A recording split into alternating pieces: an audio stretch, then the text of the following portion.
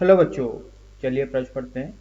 एक ऊंची इमारत पर खड़ा एक व्यक्ति दो गेंदों ए तथा बी को एक साथ एक ही चाल से फेंकता है। गेंद ए को वो ऊपर की ओर तथा गेंद बी को नीचे की ओर फेंकता है।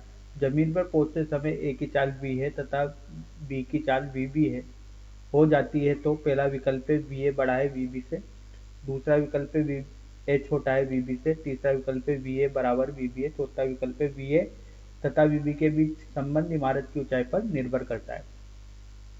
तो आइए बच्चों, प्रश्न के लिए सर्वप्रथम मुख्य अवधारणा की चर्चा करते हैं। मुख्य अवधारणा, तो देखिए बच्चों, अगर यहाँ से बात की जाए तो अगर किसी भी मीनार से बच्चों किसी भी गेंद को छोड़ा या फेंका जाता है, तो देखिए इस स्थिति में क्या होता है।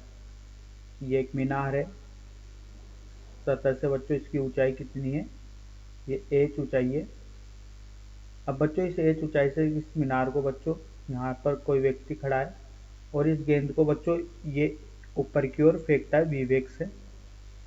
और बच्चों एक बार ऊपर की ओर फेंकता है, दूसरा बच्चों ये इसको यहाँ पर गिराता है, तो इसका प्रारंभिक वेग कितना हो गया, 0 हो गया। अब देखिए बच्चों, दोनों स्थिति में ये स्थिति 1 है और ये स्थिति 2 है, जब ये वेग बी से ऊपर की ओर फेंकता है और एक बार इसको ये छोड़ता है। ठीक है, तो देखिए बच्चों, इन दोनों स्थिति में इसमें गुरुत्व त्वरण जी नीचे की ओर लगेगा और कुछ समय पश्चात बच्चों दोनों स्थिति के लिए गेंद यहाँ पर आ जाएगी, तो इसका वेग हो जाएगा वी ए और इसका वेग हो जाएगा वी बी। अब बच्चों यहाँ पर क्या होता है कि देखिए बच्चों, गुरुत्व के अधीन गति होती है, तो जैसे जैसे बच्चों यहाँ पर ये गेंद गुरुत्व के त्वरण के समानांतर आती जाएगी और कुछ समय पश्चात बच्चों यहाँ पर जो वेग हो जाएगा वो बी ए और वी बी हो जाएगा बच्चों। तो आइए बच्चों, इस मुख्य उदाहरण के आधार पर प्रश्न को हल करते हैं।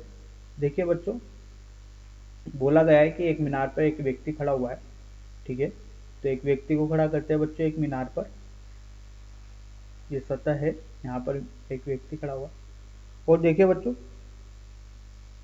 ये मीनार मीनार की सतह है। अब देखिए बच्चों, एक गेंद को बच्चों ये ऊपर की ओर फेंकता है ए स्थिति में। तो बच्चों इस स्थिति में क्या होगा कि जैसे ये गेंद अधिकतम ऊंचाई पर जाएगी, तो यहाँ पर वेग कितना हो गया, 0 हो गया, क्योंकि बच्चों इस पर जो गुरुत्वीय त्वरण लग रहा है वो जी नीचे की ओर लग रहा है, तो ये मंदित गति होगी। अब उसके बाद बच्चों ये वापस पुनः लौटेगी। ठीक है, और पुनः लौटने के बाद बच्चों इसका जो इस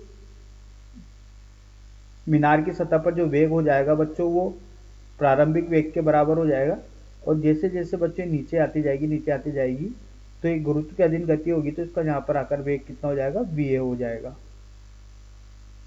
अब देखिए बच्चों, पुनः दूसरी स्थिति में बोला गया है कि वो नीचे की ओर फेंकता है। ठीक है, तो जब ये नीचे की ओर फेंकेगा, तो देखिए ये गुरुत्व के अधीन गति होगी, इसके पास वेग भी है।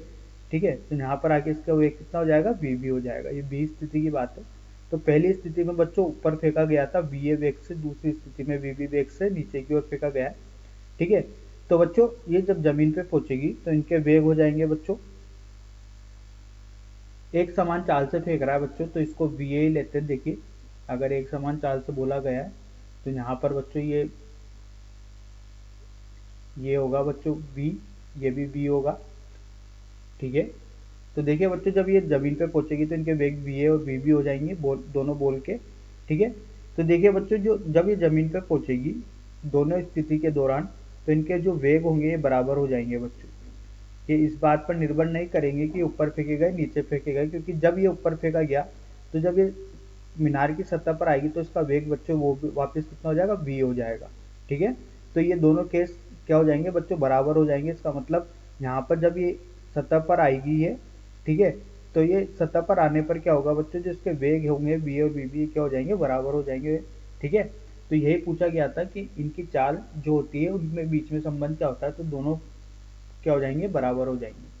तो यहाँ से तीसरा विकल्प सही दिख रहा है बच्चों। आशा करता हूँ आपको यह समझ में आया होगा। धन्यवाद।